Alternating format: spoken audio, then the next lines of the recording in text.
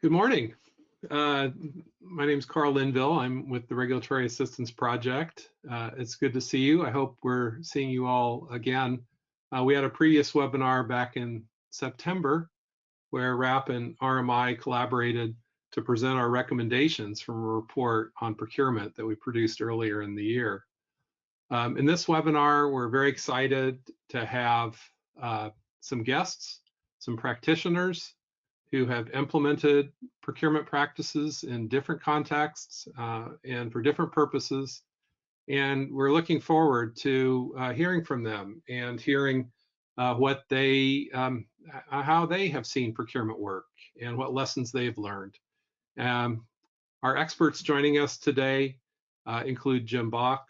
Jim is with MCE. Jim is the DER Distributed Energy Resource Manager for MCE. We also have with us Pat O'Connell. Pat is with Western Resource Advocates. He is a clean energy policy analyst and guru for Western Resource Advocates out there in the middle of the country. And we also are excited to have Kristin Munsch. Kristin works for National Grid US. She's based in Massachusetts, and she's their director of regulatory and customer strategy. We're very excited to have them. We think you will really enjoy hearing from them, and you will have the opportunity to interact with them indirectly. We'll get to that in a minute. Oh, here we are. We're at the question part. So the way that this interaction is going to work is we actually aren't going to bring you in live. We have a pretty large audience today. And so the way that we will handle your questions will be through the chat. Please enter your questions in the question pane, and we will try to introduce them at the appropriate time. What we hope that you get from today is what procurement looks like from the context of three very different perspectives. From Kristin's perspective, from National Grid, a distribution utility in the Northeast, from Pat's perspective, of having worked as a resource planning manager for PNM Resources previously, and following how vertically integrated companies are pursuing portfolio procurement in different places around the country. And from Jim, who actually works for a community choice aggregator in California, but who still has some responsibilities for interacting with customers and delivering resources to their customers. So we're really excited to hear from them. Before we get to hearing from them directly, I'm going to turn it over to Lauren, and Lauren is going to give us a little recap, a very short recap of our procurement report to kind of set the stage for our subsequent conversation. Welcome, and over to you, Lauren. Yeah, thanks, Carl. For those of you I haven't met before, I'm Lauren Shwisberg with RMI. And as Carl mentioned, RMI and RAP collaborated to develop a report that we released earlier this year called How to Build Clean Energy Portfolios. So in this report, we talked about how utility procurement needs to change to support building what we call the next generation resource mix. And today we're really excited, as Carl mentioned, to have our panel of practitioners here to share more about what this has really looked like on the ground for them and how they're seeing procurement change, the successes they've had, the challenges they're still facing in implementation.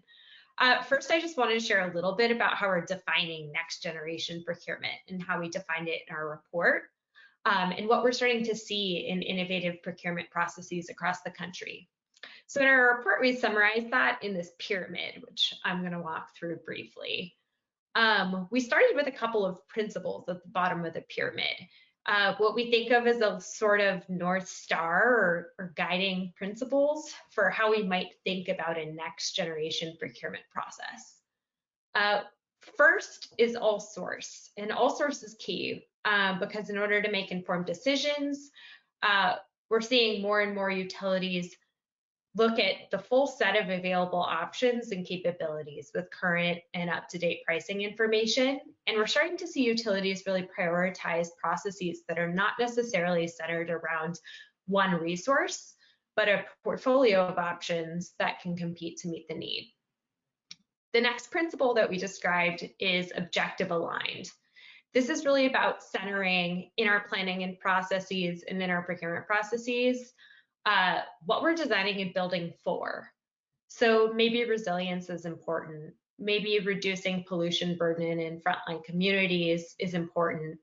That why really needs to be reflected in the solicitations that we're seeing or in the planning process that informs what we're ultimately going to buy. So the third principle we outline is least regrets. Procurement and planning today has really historically operated under the principle of least cost. But at face value, least cost often doesn't adequately consider how quickly cost and capabilities are changing and the risk and uncertainty that are associated with the decisions that we're making today. So least regrets is our answer for moving beyond least cost. As we move up the pyramid, we move up to process improvements that we describe in the report.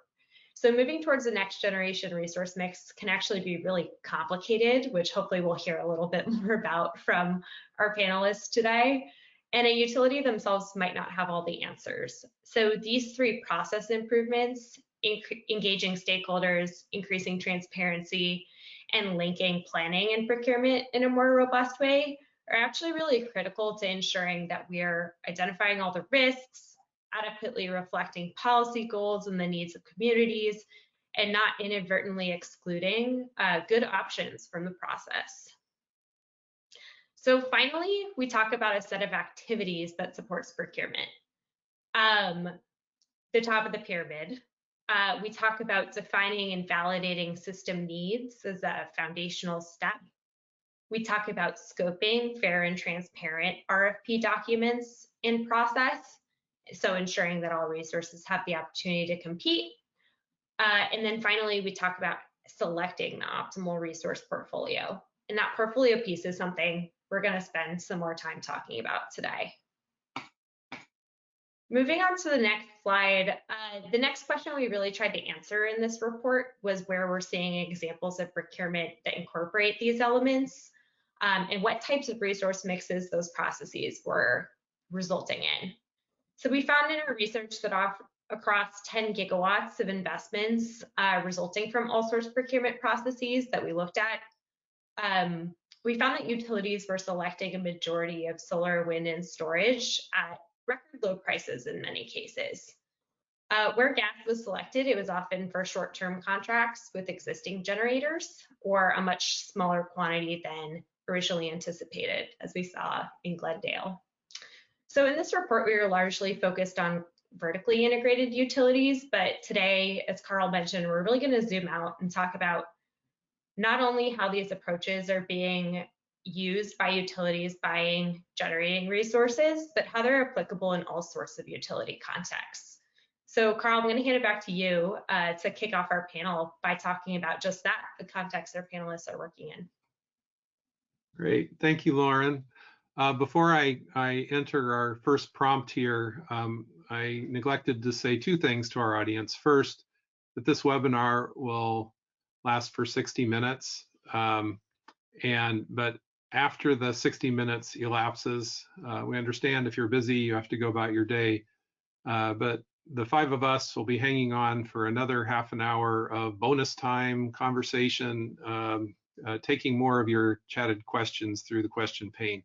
So look forward to being with you for either till the end of the hour or even beyond. Okay, now we're going to go to our first question. I'll just give the panelists a heads up. I'm going to start with Pat and then go to Kristin and then go to Jim. And what I'd how I'd like to start us off is to have you describe a little, starting with you, Pat. What's the electric system context for your utility or the utilities that you've spent most time interacting with? And then move on to what are the electric system needs that you've seen prompt a procurement process in that context? Pat? Thanks, Carl, and happy to be here today with all of us. Electric system context, as Carl mentioned in my introduction, that I worked for a investor-owned utility for about 22 years, and then about 2.5 years ago, retired from that job, and am now at Western Resource Advocates. What we do at Western Resource Advocates is work with policymakers, decision makers across the interior West to try to fight climate change. And so specifically, two of the procurements that were on the slide Lauren just showed, I've had direct involvement with the Public Service Company in New Mexico and the El Paso Electric.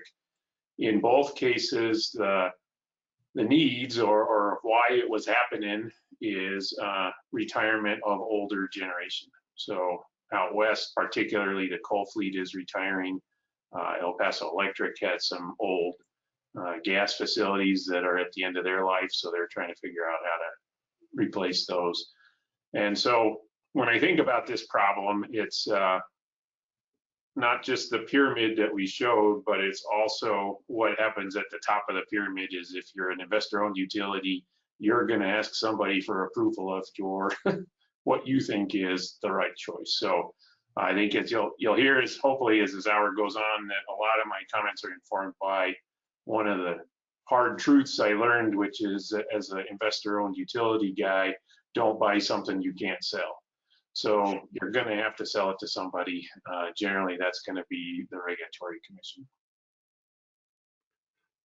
Thanks, Pat. Kristin. I'm just going to write down, don't buy what you can't sell. It's a good motto from now on. My name is Kristin Munsch, as Carl said, and so National Grid is a distribution-only utility. We do have, we're reorganizing and in the process of sort of some residual, I guess is the word I'll use for lack of a better term, of generation that we're managing on the behalf of the Long Island Power Authority. I'm going to separate that from most of the remarks, which is kind of building on Pat's point. As a distribution utility in a restructured market, I think there's this perception that like everything happens somewhere else. It's purely sort of a market construct.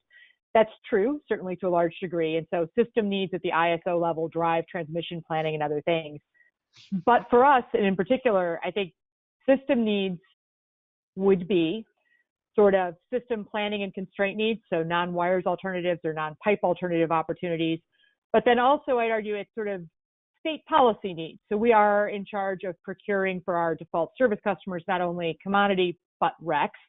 We are also, for example, in Massachusetts and New York, well, and Rhode Island, we are in the process of dealing with Rhode Island, but we are signing PPAs for large-scale renewables, offshore wind and large-scale solar that we are participating in the selection process in, and sort of those are prompted by state policy goals around the clean energy transition. And so I think, one of the interesting things that we'll hopefully get to touch on in that is sort of what's the right structure to facilitate that, and how are those evolving? Because I would say there's one of the things that's changed is, Carl, you mentioned, or Lauren did, the least cost was usually what we were directed to do. And as Pat said, as an IOU, we can only do what we're directed to do from above.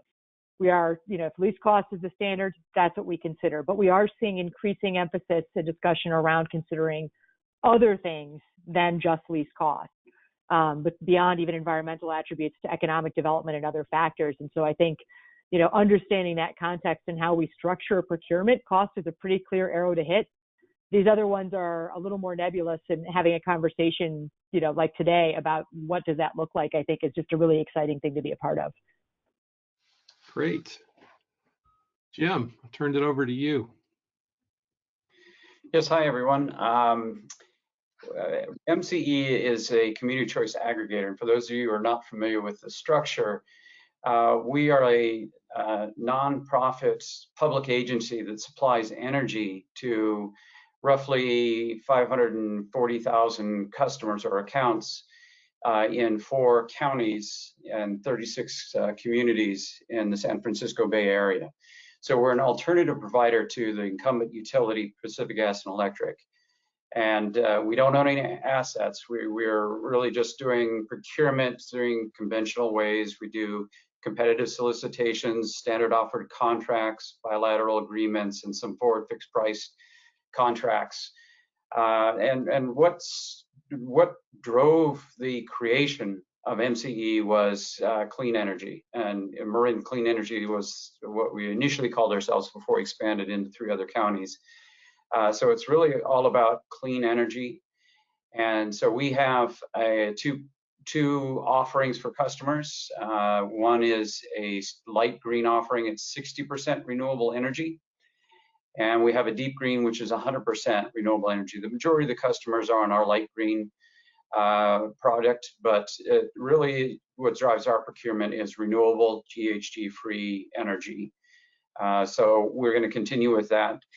Increasingly, we're using behind-the-meter energy storage and other distributed resources to help us meet our resource adequacy needs, and that's another big driver for us. Resource adequacy, or what we call in California, resource adequacy is capacity, and that has been a huge driver of cost for us. So we have to meet our resource adequacy requirements, and that's in the new peak period of 4 p.m. to 9 p.m. So we got to figure out how do we reduce our peak load during that time, and that's where a lot of the behind-the-meter resources and programs that I'm involved with are really specifically targeted at reducing that load. The other side of that is we have roughly 50,000 customers on net energy metering. Those are solar customers, most of whom or many of whom do not have energy storage. So that load shape profile doesn't match our cost profile. So we're really trying to take control of our own destiny by leveraging our behind-the-meter resources at our customer sites to control our costs and keep our costs low for all customers, as well as continue to reduce our GHG footprint. Jim, that's great.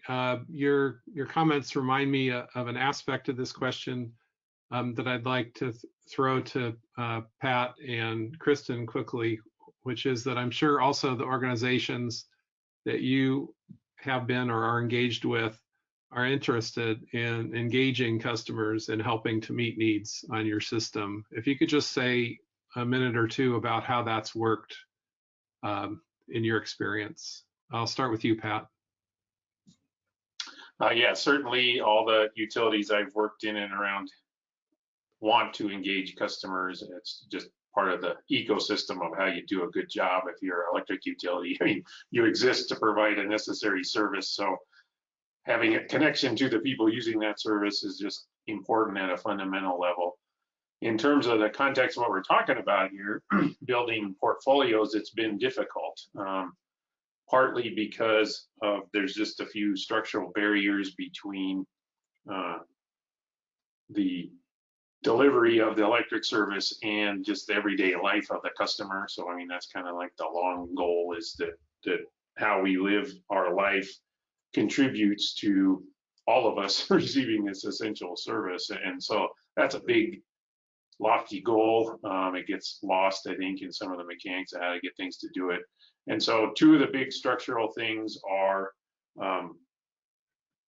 first of all, if you're managing the utility and your responsibility is keeping the lights on 24/7, you want as few things to worry about with as much control as possible. So when somebody comes to you and says, hey, if you give me a chance, I will get 1,000 of your customers banded together and they will work in concert to work with the needs of the grid, you say, that's interesting, that'd be pretty cool. I could also just get a gas plant with one button and I know when I can turn that on and off. So that's part of the evolution that we're in the midst of, understanding how to make those things work. And I think that's mostly a technology and acceptance thing. And then the other is the thermostat problem. So like an example of a program that most utilities have is some form of demand response. it's just kind of an interesting story in New Mexico. When we got our first demand response program installed, the Regulatory Commission didn't have a great understanding of just the concept of capacity. So the idea that capacity is something there that maybe you don't use, you know, like auto insurance, you know, you pay for it, you're glad to have it, you hope you don't need it, that type of thing. Didn't have a great understanding of that. So they wanted to make sure that the money on that program was being spent well by making sure the utility used it often so they could prove that it works. Well, outcome of that was frequent interruptions of or frequent dispatch of demand response when it was hot.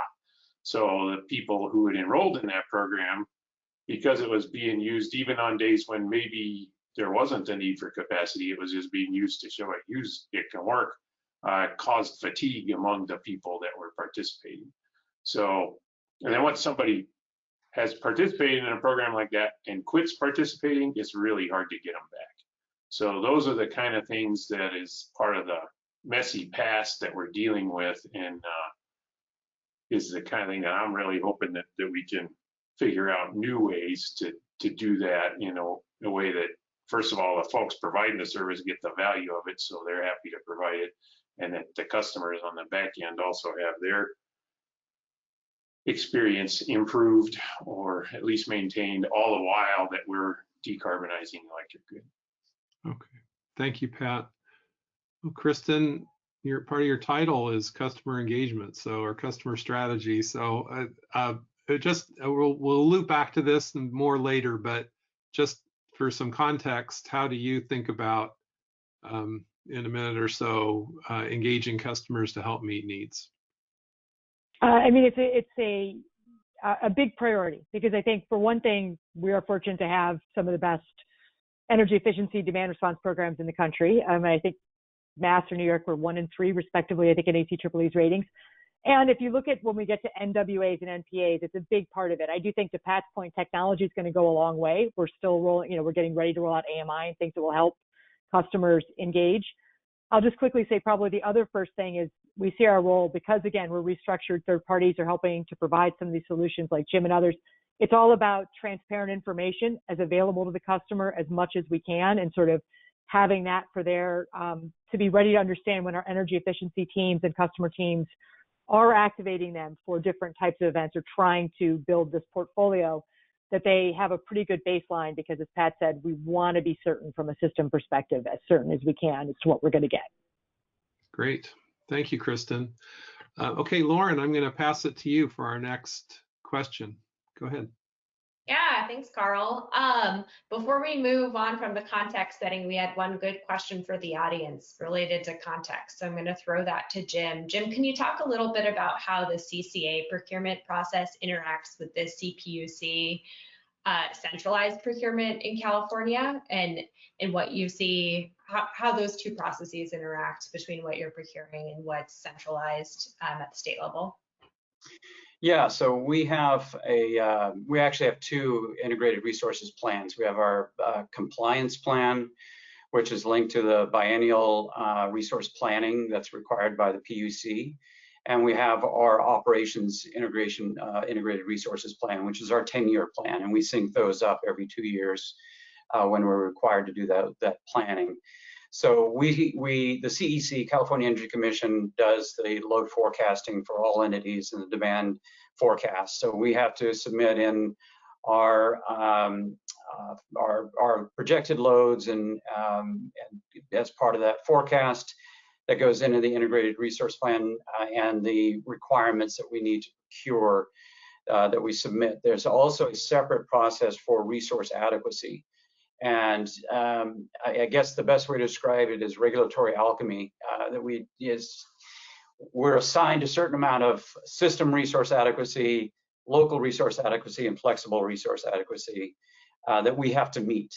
And the rules are changing for that now. There's a central procurement authority that's going to be procuring local resource adequacy for us, but we're still responsible for securing the system and flex RA. So we have to forecast those needs and figure out how to meet that.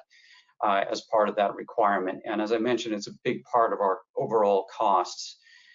So it's a bit of a challenge because in California, particularly on RA, the rules are changing. Landscape is changing quite a bit. We've had some capacity shortages in the past summer. So there's some new procurement requirements. There's an incremental system capacity requirement that all load serving entities now have to meet, which is essentially new resources that don't exist or have not been planned. These are additional resources over and above what's already out there.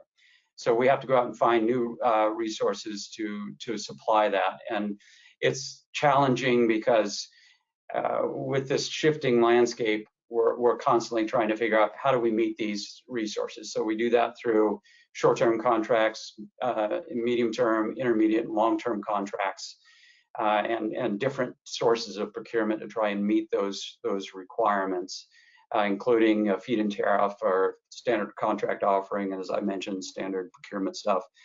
But it can be challenging, and what we're trying to do with our behind-the-meter resource program is use our own loads to reduce our capacity and energy forecast needs for the coming year.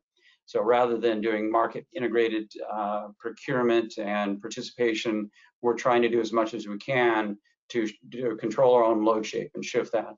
So that's really sort of a new approach that we're looking at. It's a small part of our portfolio, but we want it to grow bigger and bigger. Great. Yeah, thanks for sharing that and answering that question, Jim. I'll have to file away regulatory alchemy as a term to use in the future. So shifting towards this idea of portfolios, something that Carl and I talked about up front, was this trend away from procurement of single individual resources towards procuring a portfolio approach. This type of approach can be especially critical when you're thinking about something like you were just talking about, Jim, in the role of the demand side and interacting with some of these more traditional procurement mechanisms. Has your organization or the utilities that you work with sought out portfolios of solutions through procurement? I'm curious to hear from our panelists some examples of this portfolio approach and how they've shown up in their work. And Pat, maybe I'll kick it over to you first. Yeah, that's a great question, and it's part of this paradigm shift. I mean, in the good old days, there's kind of a one-stop shop. You just do a power plant, and then that would address everything you needed. Now, and this is success of technology development like wind and solar. That's your cheapest energy. Jim talked about resource adequacy. That is a huge topic right now, evolving research and learning and discussion. And so you might not be able to get by with just wind and solar. You'll also need things like batteries or other things. And then when you get into resiliency, then that's what I think causes people to run back in fear to the tried and true. So they'll go and grab gas plants. But result is you end up with retiring something like a coal plant. You're going to have many things that need to work together in order to retire that coal plant, not just as a way to address these clean energy goals, but that's going to be your most cost-effective solution. If you go back to least cost planning there. So just kind of, one of my speeches in the work that I do is in order to achieve these principles that are in the paper, is you kind of have to pursue a moonshot planning approach. It's not just, in context, a lot of states have regulatory standards or legal standards that are leading utilities to decarbonize their system. Most investor-owned utilities have adopted their own targets for zero at some date in the future. If they haven't, then they also have customers with ESG goals that is going to cause their customers to say, hey, I want things different than what you are currently providing. So the moonshot idea is you want to think through your long-term future of how to get to clean or zero using, you know, what Kennedy challenged us to do, which is we're going to take a man to the moon within this decade and bring him home back safely. And that last piece ends up being kind of important because we were in competition with the Russians back in the 60s. They didn't really go through that and bring him back home safely bit. In fact, something I was surprised to learn recently is that Yuri Gagarin, the first astronaut that got shot into space, he parachuted out of his capsule before it came tumbling back to Earth. So he wouldn't have survived the fall. So when you do that, when you say, gee, I don't want to just get to the moon, I want to be look at this problem holistically, then you start realizing, oh, well, I'm going to get to here 10 years from now, 20 years from now. There's technologies that don't maybe exist right now, but I can see how they could be developed. NASA had to even figure out what kind of rocket you're going to do. So you could just shoot somebody in a big fat rocket to the moon and then include on that rocket the rocket that shoots them back to Earth. So that's one idea. Another was to go ahead and salt into space all the pieces they were going to need and shoot them into space and hope that they assemble them safely and correctly. And then there was a solution they landed on, which is, we'll launch something to the moon, orbit the moon, a couple guys will go land on the moon and get back off, and then we'll bring them home.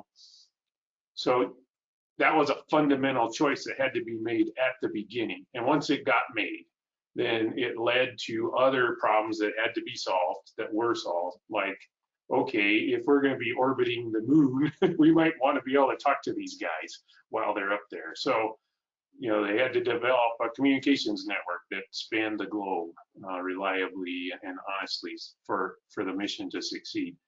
So first step in all of this stuff is this Moonshot plan. How am I going to get there and back?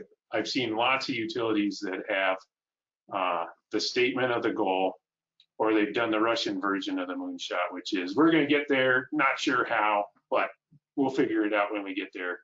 That's not I don't think, the best way to succeed. You want to think through all the way, get there and come back.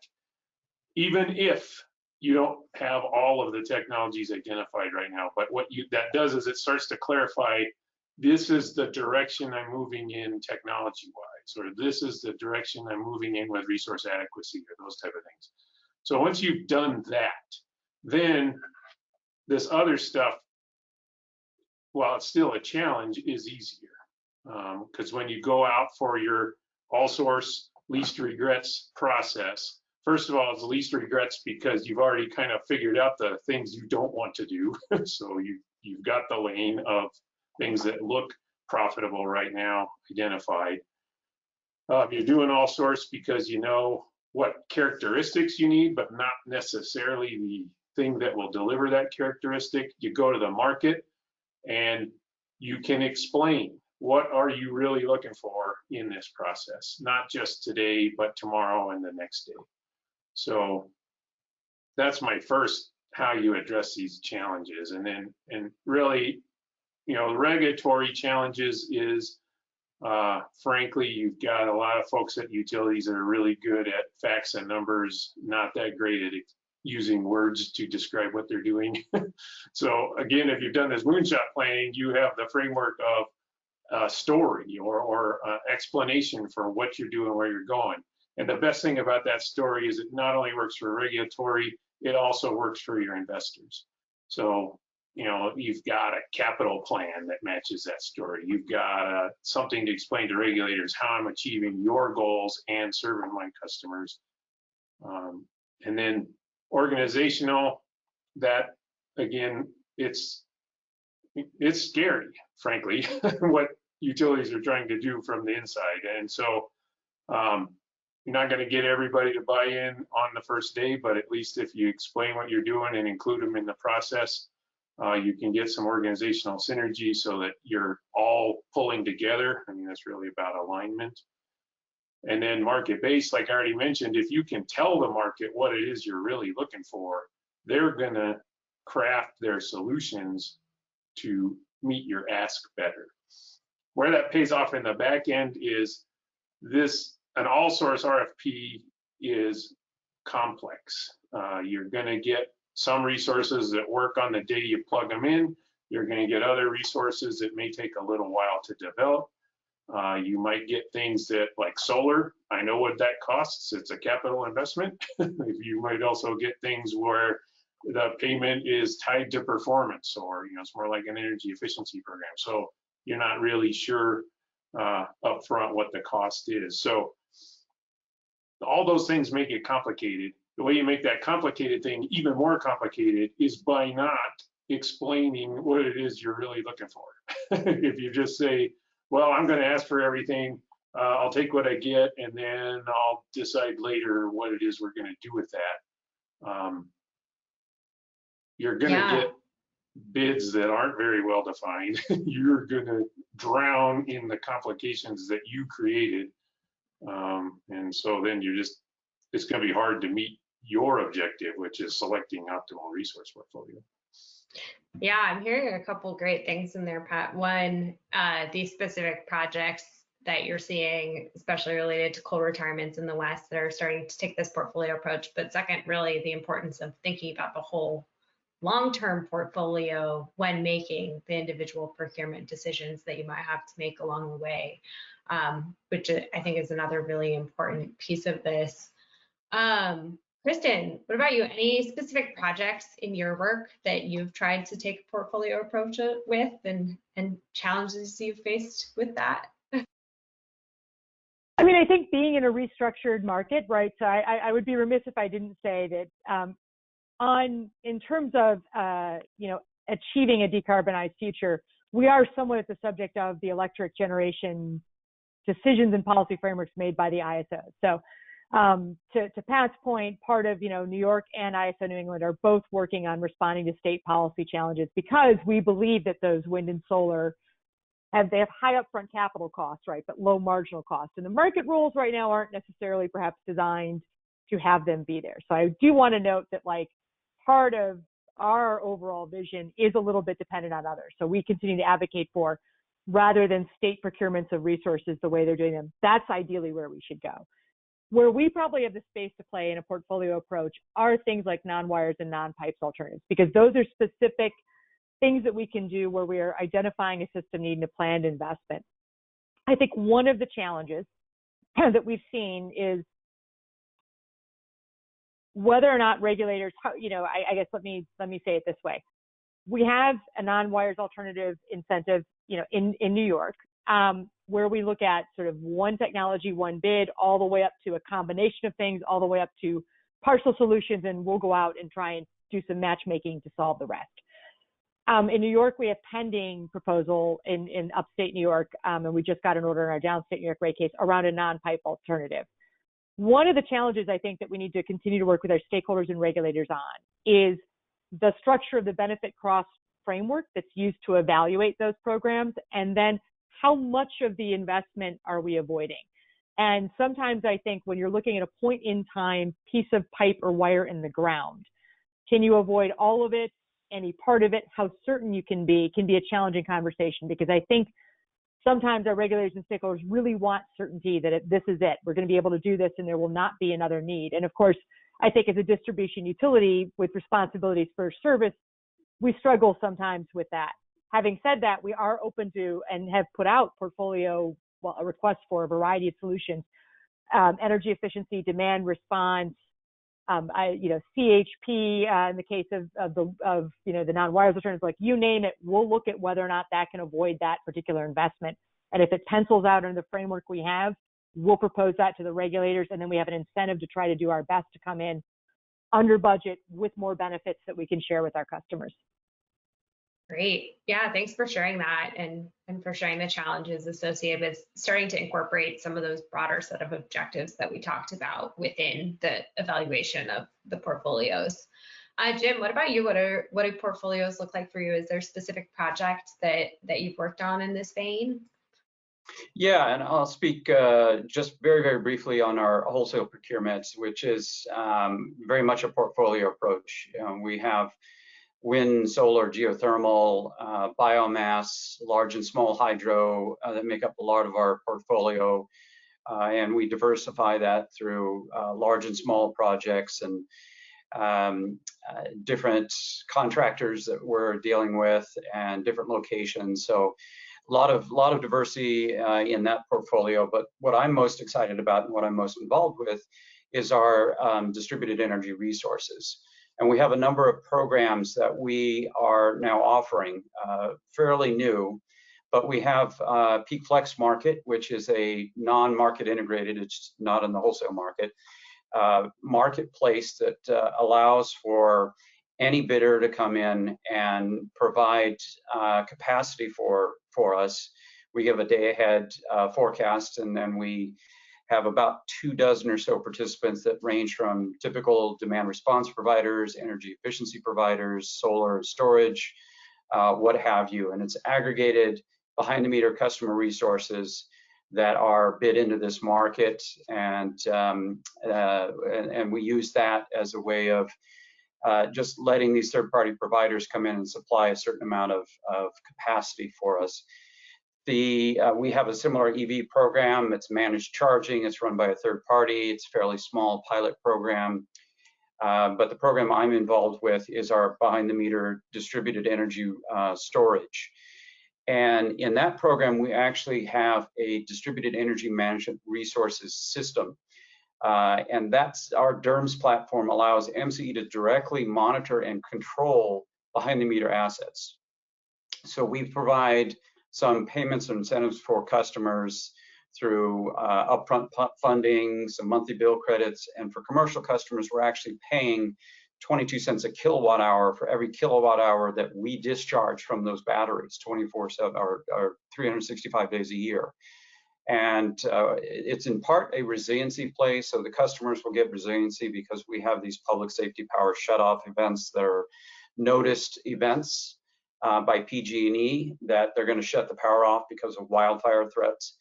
And that allows the customer to have resiliency, so the batteries go into solar self-consumption mode at that time.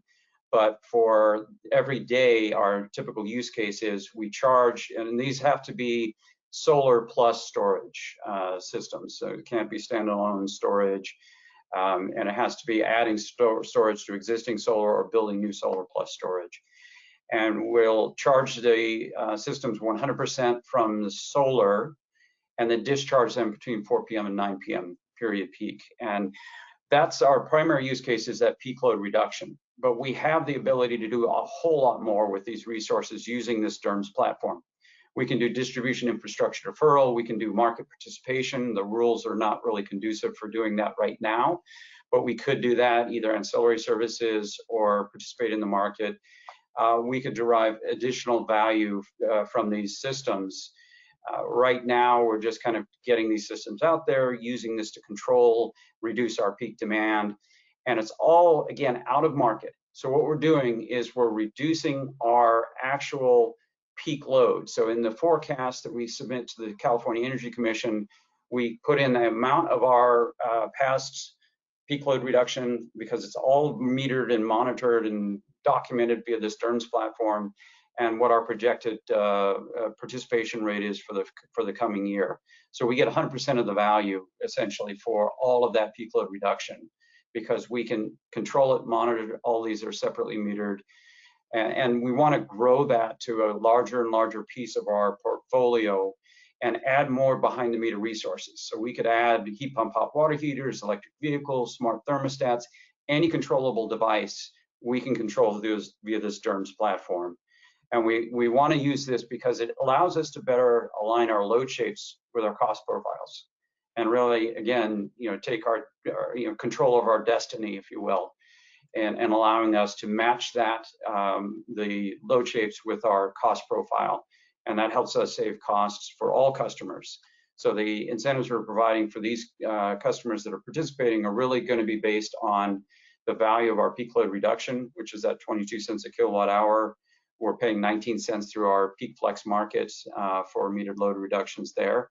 So and we're looking at other pilots to do this. We have a CEC grant for the City of Richmond that will actually be part market integrated, part non-integrated, and it will use a variety of other behind the meter resources. So we're doing all sorts of different pilots to sort of figure out how best can we maximize the value out of these systems that are owned by the customers, but they allow us through a contract with them for either 5 years for residential or 7 years for commercial to monitor and control those devices. And we can do other type of events like emergency load reduction, wildfire events, peak load events, something like that. So it's not necessarily locked to that use case.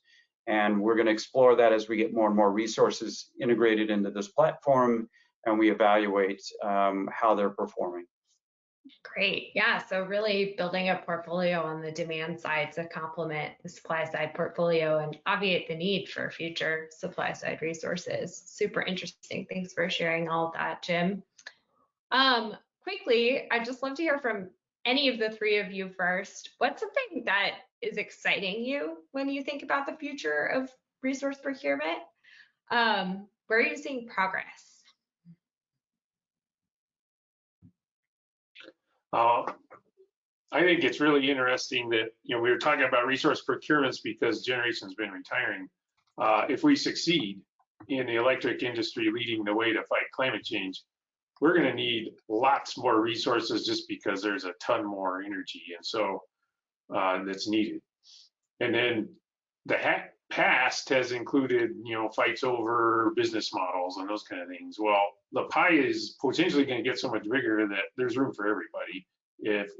And it goes back to what I really like about the report that RMI and RAP has put together is if we stick to the principles, then there's should create the space where everybody can bring their best to the table. And to me, that's exciting. Great. Thanks, Pat. Anything you're finding particularly exciting, Kristin? I mean, I think the notion of stepping back and looking at alternatives across the board, I just think conceptually is a good one and is exciting. Now, I think, again, sort of where we're situated, there's challenges. Our markets aren't designed to do that. I mean, much like we talk about coordinated energy planning and a holistic net zero energy system, all the rules and regs, the whole thing is commodity based, which makes it challenging to sort of think across boundaries and think across procurements for us because, everything is sort of at this point very, very insular. Having said that, I do think the options of stepping back and trying to look at addressing a need, whether it might be avoiding your capacity, not avoiding, that's a bad word, let me rephrase, minimizing or downgrading your potential capacity obligation by using technology that's out there, because I think that has changed a lot. And I'm looking forward to, I think, as we all are at GRID, now having the AMI approvals and hopefully in Massachusetts getting things underway to roll out. That's really exciting because then you can start to think about a lot of things that you can do to put together a portfolio that I think, again, to maybe just pick up on it, engineers like certainty, grid operators like certainty. The more tools in the toolbox and the more quickly technology can help us respond, we can demonstrate the value of the portfolio to our regulators so that they can have confidence that these more mixed solutions can be delivered. And if there are problems with it, we can really rapidly find out how to respond and engage. Because that I think is partially what has driven some of the reluctance is, again, like, these are essential services. I need to know they're going to be there. And so I think that's just a really exciting thing to think about. Yeah, absolutely. Building confidence in the flexible and modular set of options that are coming down the pipeline. Jim, briefly, anything that's exciting to you? Yeah, I mean, obviously, I'm very excited about the behind the meter distributed energy resources and how that really fits into a complete holistic integrated resources plan.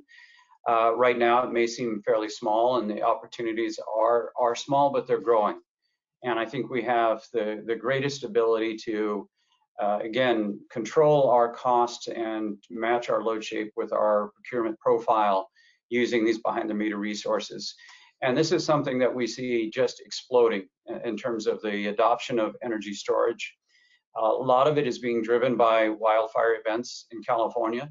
So a lot of people are very much aware of losing power. And so they're looking at adding energy storage. And we already have a lot of solar, rooftop solar, behind the meter solar, and adding storage really increases the value. Because right now we've got so much solar that the value just isn't there. And there's some regulatory changes that are going on there that are really devaluing solar from where it had been prior.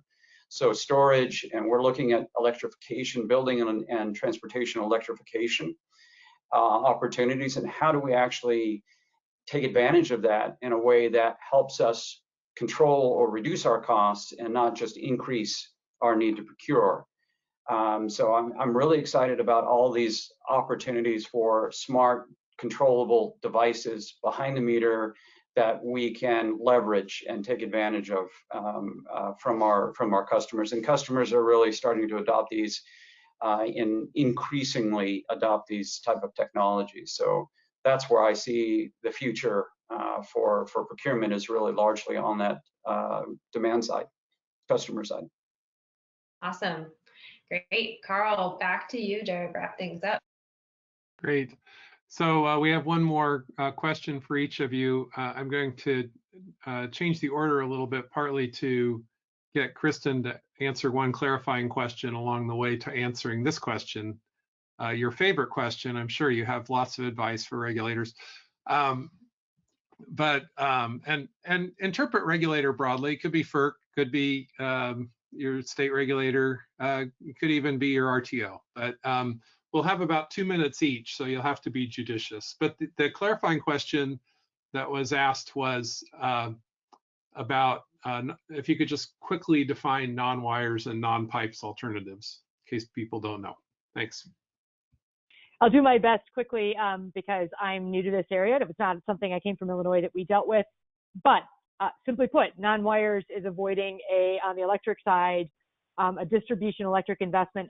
My understanding, subject to check, to use my lawyerly phrase, is that includes substation, upgrades, as well as distribution wires, and it's sort of an all-encompassing phrase. On the gas side, pipe alternatives, similarly, I think it could encompass other equipment, but generally speaking, we're talking about options to not extend or broaden out gas infrastructure. So that would include stations, compressors. Again, I was much more on the electric side before coming here, so struggling with gas. But hopefully that helps clarify. In terms of regulators, I'm glad you suggested broadening it. I'll quickly say I think it's regulators and policymakers, at least in our area, because one of the things that we'd like on the regulatory side, I think I mentioned a little bit, working with our stakeholders and our PUCs around how to define, how to value in a benefit cost analysis framework some of these non-wires and non-pipe solutions, utilizing the technology and thinking about other factors. On the policymaker and then just the RTO FERC side, I think it really is, it would be nice to have a wholesale market solution for the procurement of large-scale renewables that our state goals call for. We think that's the most efficient way to get the costs for our customers that are competitive and to get those projects built.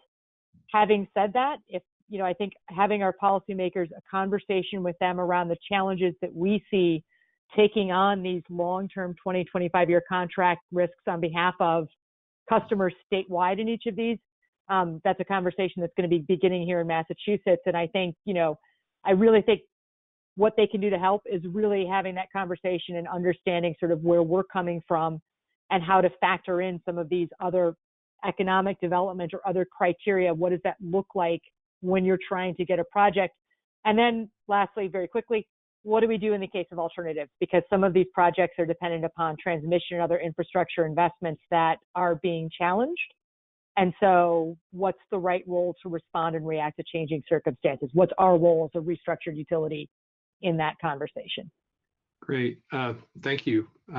Jim, I'm going to turn to you next. 2 minutes on regulators broadly stated. Boy, that is a potential Pandora's box, so I'll try and fit it in 2 minutes. For distributed energy resources in particular, a lot of it is about fixed costs and non-bypassable charges, avoiding those. And we have a situation where you have a lot of grid modernization that is being proposed and in the name of facilitating distributed energy resources. But a lot of that, I think, doesn't really, there's a lack of understanding of what the value of DERs are, distributed resources. So I think we have to be very cautious about increasing fixed charges and the potential for significant stranded investments and non-bypassable charges as well. That's one. The second would really be about the value of DER, in particular energy storage, multiple use applications. You can do a lot with behind the meter energy storage. And I think it's really understanding how you can leverage that and maximize the benefit you derive from and value that distributed resources. And a lot of this is non-wires alternatives on the distribution side. So we have in California distribution planning infrastructure deferral proceeding that's been going on for some time that proposes leveraging energy DERs to reduce the need for substation upgrades, for instance. So I think we need to look at those as well. I think there's a misalignment between the utilities business model and a lot of what we want to achieve through clean energy, through distributed energy resources. So I think we have to really look at how aligned or misaligned the utility motivations are for making capital investments or selling kilowatt hours, as opposed to looking at these other solutions like distributed resources and valuing those as well in terms of the utility's rate of return. On the market side, yeah, Jim, I'm sorry, I got to cut you off. We can do. You can. I told you it was a Pandora's box. Extra time, but I want to give Pat his 2 minutes. And at the top of the hour, the fun has only just begun. So at the top of the hour, we will transition from this format to focusing on questions that have come in, and welcome you to stay if you can. If you can't, thank you so much for joining us. The slides, the recording will be posted. And now I'll turn it to Pat for 2 minutes on what you wish regulators knew. It's real short, keep up. What I find is the regulator happy space is defined by precedent that was established when the paradigm was different. So the world's changing, we got to change with us. Oh. Okay, you left me 30 seconds to again thank people so much for joining us. Look for the recording and the slides to be posted. We will continue recording on into the question and answer period. So again, for those of you who have to leave, thank you. Have a great day and loved having you here today. Follow up with any of us. I'm sure we're all happy to talk to you in more detail about what's been discussed today. Now I'll transition to question and answer period. Again, here's the instructions on posting your questions. We already have a good number of questions, some of which came to us previous to the webinar, some of which have come in today live. And Lauren, I will pass it over to you to kick off the question and answer period. Yeah, thanks, Carl.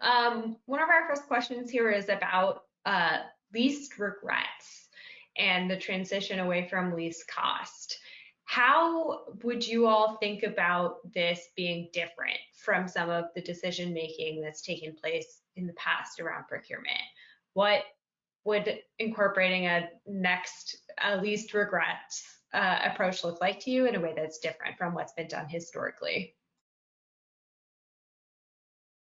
I can jump in there, and it falls onto what my advice for regulators was with the keep up is, the least cost. For example, New Mexico, the rule is least cost is measured by net present value on a 20-year analysis. So you'll see folks go in and say, this is the right answer because it is 30 million NPV lower than my next best choice. Well, the world has gotten where there's so many choices, so many options, that is a very fuzzy number. And so that 30 million might be 30 million on a $900 million revenue requirement. So it's, noise in the number as far as significance to what the bill is going to be to your customers. So first of all, recognize that. And second of all, goes back to having a view and a vision and a long-term goal. You might have some things where you're building a framework that is going to pay off later. So then again, that goes to NPV. NPV, just the way that math works, you spend less money now, but you can spend a ton of money later. And that's the same NPV as somewhere you spend a little bit of money now and less money later. So keep up, change the paradigm, think about what do I really want in the long run when I'm looking at a pile of NPVs. Anything to add, Kristin or Jim? Yeah, I mean, I think it's interesting because I smiled. I sort of thought like it's interesting that we say least regrets and not no regrets, because I think it's much more transparent to acknowledge that one of the things we struggle with, and maybe this is where I'm channeling more pilots and technology than I am portfolio procurements per se, is future proofing, to Pat's point. So like, how do we know? People like certainty. We like to know that it works.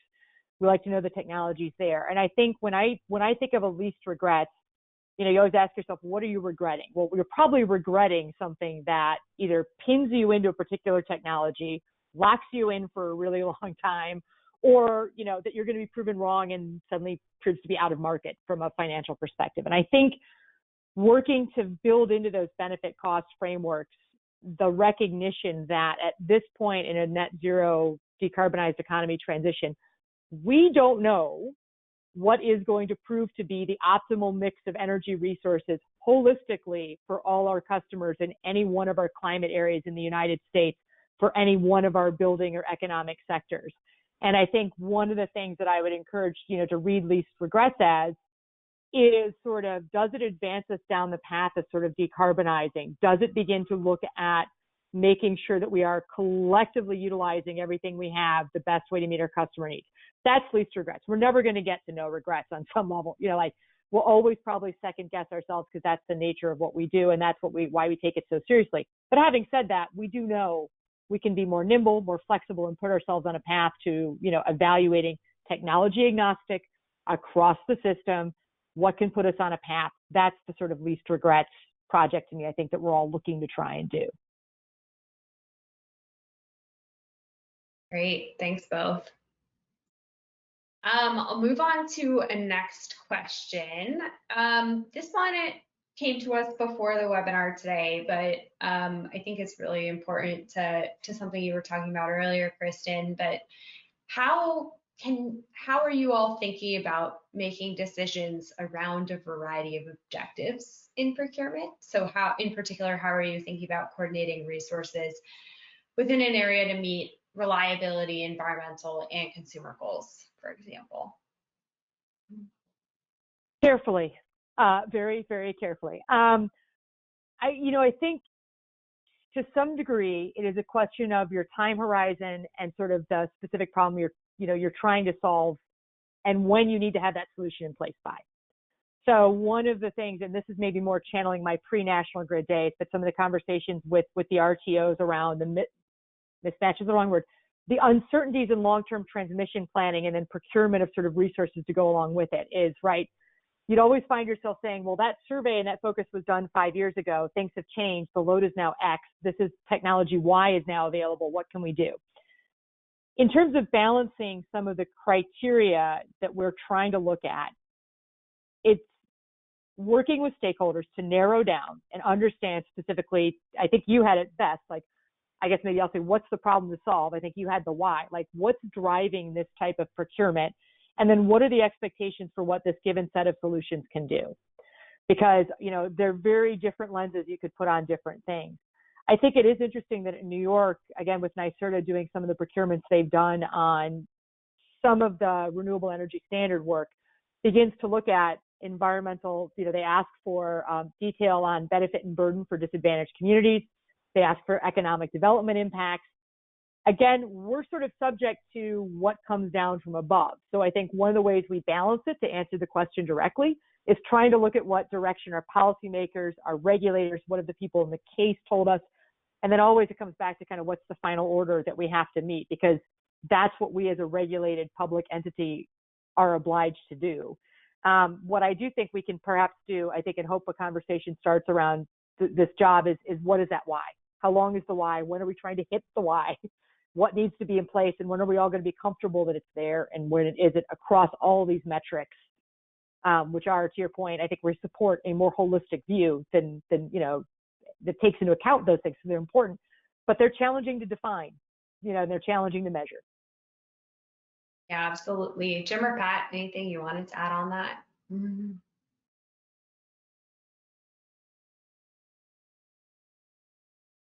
All right, we'll move on to the next question then. One of our audience members had a question about the role of investor-owned utilities in planning. So they commented that the Pacific Northwest does regional planning and has a public procurement framework, whereas in California, this process is directly controlled by the IOUs, who do more centralized procurement. Is there any compelling reason why IOUs should have control over procurement planning instead of state and region-driven procurement priorities? Well, I think fundamentally why IOUs have control over procurement planning is that's part of the way I understand the regulatory compact. They're supposed to provide the service, and if they do provide the service, they'll get return of and on their investment. So if you're a regulator, you don't want to violate the Pottery Barn rule by meddling in that process, because you want the utilities to make their own decisions and make their own mistakes, so then you have your full set of tools when you're regulating. So I think that's how you've ended up with this thing where you've got the IOUs looking at procurements, and it's just for their, say, balancing area or something like that. But that's a good point. That's exactly the kind of thing that, like, Western Resource Advocates is working on in the West, and it's more on transmission planning. We don't have a RTO or an ISO. There might be situations where a little bit of coordination across the West on transmission planning could create a more efficient grid, to where, say, you could move wind from New Mexico to California in a way that is cheaper for Californians that want to pay for the wind power, and good for New Mexico because it helps them develop their wind resource. So that kind of regional thinking, there's clearly benefits to that. So really, to me, the challenge is, how do we get from where we are to where we want to be and preserve the regulator's role?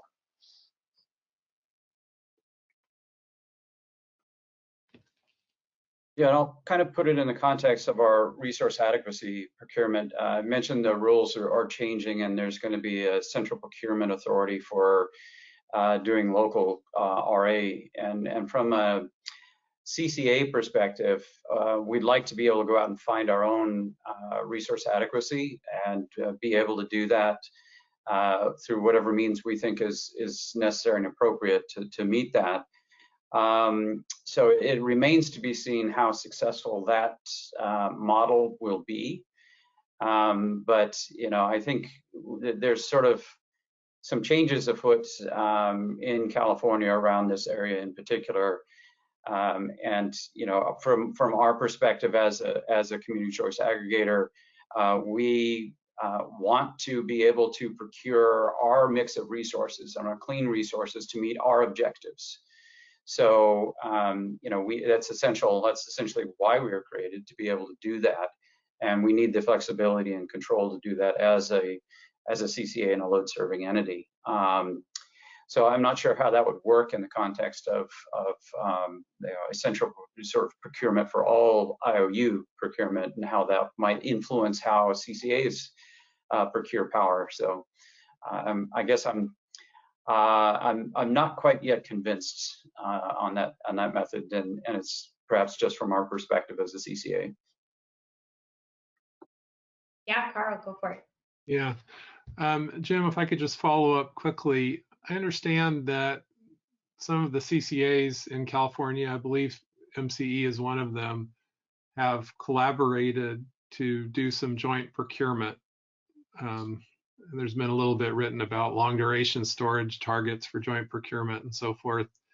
I know it's a little bit outside of your immediate responsibility at MCE, but could you just tell our audience just a little bit about that? Sure. We've several CCAs from basically Santa Barbara to Northern California. So the central and northern part of the state have joined California Community Choice or Community Power. It's a joint powers authority that's looking at joint procurement that we think could be a lot more cost effective. And currently we had an RFI, or last year, I guess they had an RFI for 500 megawatts of energy storage, long duration energy storage. So we've got a lot of bids on that, very diverse bids, in fact, on that. And there's a requirement for long duration storage that the PUC has made, and this is sort of in response to that. So there's also a financing authority that's part of this as well for prepaid, kind of a prepay structure for us as well, for savings is sort of an adjunct to this. If I could follow up with one more question, Lauren, from our log here. We have a question about 24/7 energy, which I'm going to take the liberty to expand a little bit. It seems to me there are kind of two interesting questions here. One is,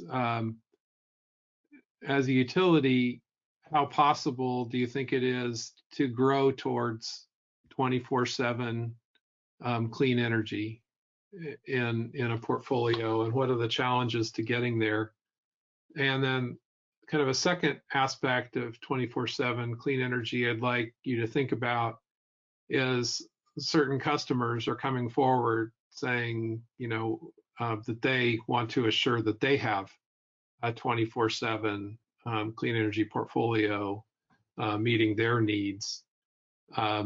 And so you can answer either one of these questions about 24/7 clean energy. What does it look like to achieve that as a utility over time? Or what does it look like to facilitate customers who have that aspiration to have 24/7 clean energy? Yeah, I can jump in quickly here. We have, as I mentioned, a deep green product, which is 100% renewable energy, and our light green product, which is 60% renewable energy, that we're shooting for 85% renewable by 2030, and we're shooting for 95% GHG free by 2023. And we're doing this through a mix of our procurement, a wholesale procurement, a mix of different technologies. So we've got about 27% wind, 23% solar, 6% geothermal. I think we've got around 3% biogas, 2% small hydro, and then we have large hydro as well. That makes up a good portion of our portfolio. And we're trying to get more renewables in that mix, and that's going out through procurement. And we diversify that through technology, diversity, size of the contract, location of the assets, different contracting parties that are engaged in that, the counterparties, and the timing of market purchases. So we're looking at it now as sort of a holistic, how do we, through a mix of small, medium, or short, medium, intermediate, long-term procurement, how do we meet this requirement? And adding to that are behind-the-meter DER resources that also improve our GHG portfolio. So really, it is this holistic portfolio approach that we've been taking in order to try and meet that goal. And right now, I think our deep green is only about 2% of our customers. The remainder on the light green, but we're trying to move towards that 95% GHG free by 23 and 85% renewable by 2030 through this mix of wholesale procurement and different technologies and the diversification of that portfolio with our behind the meter strategies. Thanks, Jim. Pat, this seems like a return mission from the moon for you. Any thoughts from your perspective on this? Well, Jim hit the big thing, which is you don't do it without diversity. And so that's, again, back to the whole topic of this thing. you got to start thinking not just in front of the meter, but behind the meter on your diversity things, because you could take the engineer approach and I can do anything you want if you give me enough money. If you really want efficiency and least cost, you're going to have to start shaping the load more than it's shaped right now. So that's a lot of the behind the meter stuff. That's thinking through your electric vehicle rollout plan, and you know, so that's if you're thinking just small about my balancing area. And then the other thing that's I think is still true and always will be true with electric system is you get better service and lower cost if we share. So that's kind of this more, let's get more regional in our thinking. So, you know, solar resource in New Mexico isn't the same as it is in Washington State or something like that. So let's figure out how to keep things moving. And, you know, we don't have hydro here, but they do there. So set the goal, which I think I would submit should be 0 carbon, and then work together to get to that goal. And then when you do those two things, the answer is going to be a very diverse mix of things. Kristin, I know that when we were preparing for this, one of the areas you mentioned was offshore wind, and I'm wondering if that fits into your answer to this question about how to build towards 24/7, or if not, then we can go a different direction. But do you have anything you like to say here? I mean, I'll take you up on the prompt, and you know me, I always say yes to everything I like to say. What a silly question! Of course I do. I think diversity is key. I think the question is when, and then to the point on, there's a lot of different perspectives on what constitutes clean. So setting those aside, I think offshore wind does provide a really good example of, could we get there? Yes. Are there going to be real challenges if we're talking about getting there soon? Yes, I think also, because I think the offshore wind discussion that's going on here highlights some of the challenges around, okay, we can contract for an offshore wind project. Energizing it, connecting it, and sort of planning the landfall of it is sort of a whole other challenge. And so one of the things that, you know, we've, you know, seen here is that we've got coastal areas, you know, we've got a lot of places where people would like to connect projects. We are starting to see RFP states putting out more and more aggressive goals for offshore wind. So we're contracting for bigger and bigger amounts. They're not yet really energized. They're not yet really coming on shore because there's all that work to figure out what that looks like. How often, you know, how many times do you make landfall? Where does it go? What's the best way to design the network mesh or radio, you know, or, you know, like direct lines? How does it work? Those things take a long time to plan out. And so I think one of the ways to answer that question is to say, we should do everything we can for our customers to help them get the energy mix that they want. If we're able to. Again, we can't offer and control what the ISOs and RTOs have. So we can offer you and connect you perhaps with people who can meet your needs, you know, that can get you the product. We do offer a green tariff that improves the renewables. But offshore wind, I think, provides, you know, challenges both on that planning of like, can we get there? Yes, kind of to Pat's point, like we can do this. The logistical challenges underpinning it, I think we're starting to see require a lot of unwinding because there's a lot of factors at play and there's a lot of things that impact how soon we could reach that kind of portfolio. And that's even then before we get to growing the technology that can help us manage the intermittency of these resources and sort of, you know, and how do we balance that out? How do you, is it, you know, what's the answer to that solution? So slowly but surely, I think the answer is yes. It just depends on the point in time you're asking me to opine on. Great. I'm seeing a couple questions here about electric vehicles, so I'm going to try and combine them into one question. How is your company thinking about electric vehicles in the scheme of overall future procurement needs and future load forecasts? And what are some of the challenges that EVs in particular might face in thinking about the specific resource needs of the system that you might need to procure around in order to bring a large quantity of vehicles online? Yeah, as I mentioned, we have EV charging program, a smart EV charging program. and it's managed charging. Right now, doing full grid integration so that you can feed back into the grid is a bit more challenging. There's limited number of vehicles to do that. There's still some issues around warranty on the batteries for some of the vehicle providers.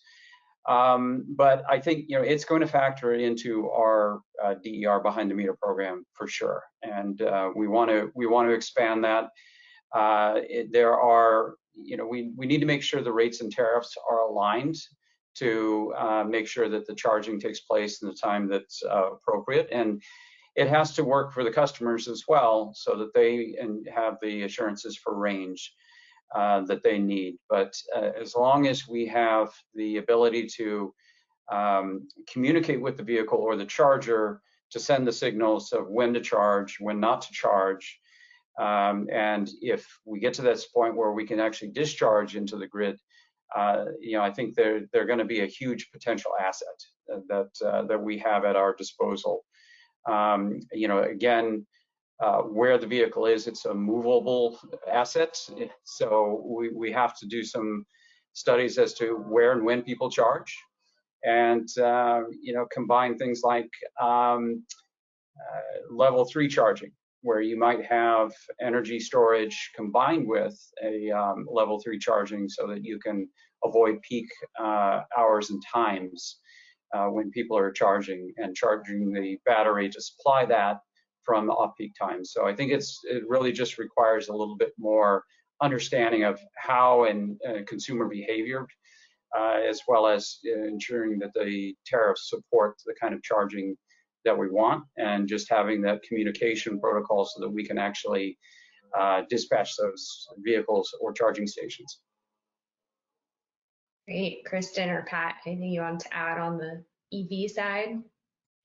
I'll echo, it's all about the peak. So it's all about planning for the rates of adoption and where they're coming and sort of when, because managing those peak demands, over time is going to be critical. And so I think understanding when and how to incent, again, hopefully with AMI, different types of, technology in place and different types of rates and incentives for customers to use, when it's most beneficial to the grid, I think is going to be essential to helping that go smoothly. And so that, to your point, Jim, customers are happy. I mean, we don't want unhappy customers, because what's that old advertising? You're happy with something, you tell one person, you're unhappy, you tell 10. I'm probably getting that wrong, but I think the gap is real.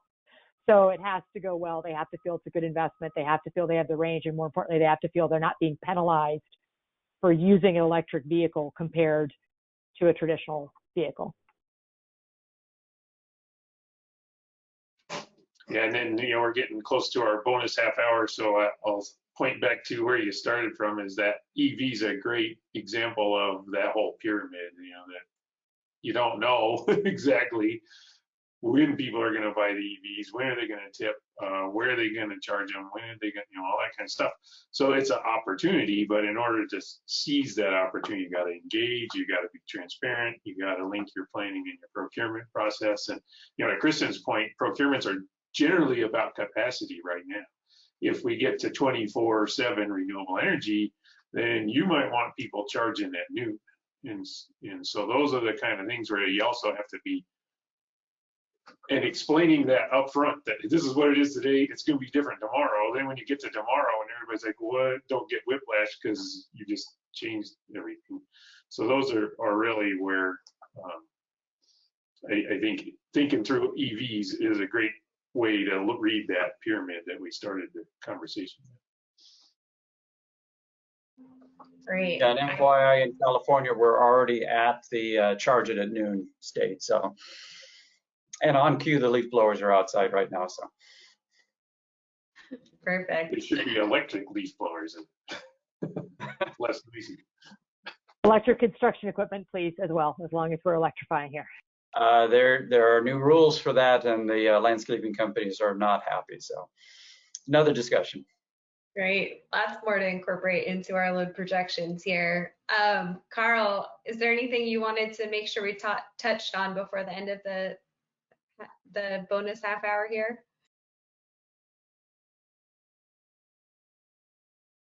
Sorry, I had to unmute. Yeah, just, I noticed there are a couple of questions about microgrid, distributed community energy, and other local resources providing resources into the wholesale market. And we hadn't really talked about that. So I just thought I'd bring that up quickly. If anybody has a quick comment on what needs to happen for these resources, or does it make sense for those resources to be contributing wholesale services? Yeah, I'll just jump in really quickly and say that because microgrids are very expensive right now, you want to maximize what you can do with that in blue sky operation. So if you can participate in the market, I think it's critical to the economics of the microgrid to be able to do that. How do you leverage that resource to really get additional value through market participation or even demand response programs? Any other thoughts? No? Agree. Okay. Lauren, do you have a last question or a fond farewell, or where would you like to go? I think let's go with a fond farewell, Carl. I think most of the questions that I have left here are going to take more than 3 minutes. But thank you so much to our panelists today. I really enjoyed this conversation, so just wanted to say thank you. Yeah, me too. Thanks for having Thanks us. a lot. Thanks Yeah, everyone who thanks for attended. inviting It's us. a pleasure having you. All right.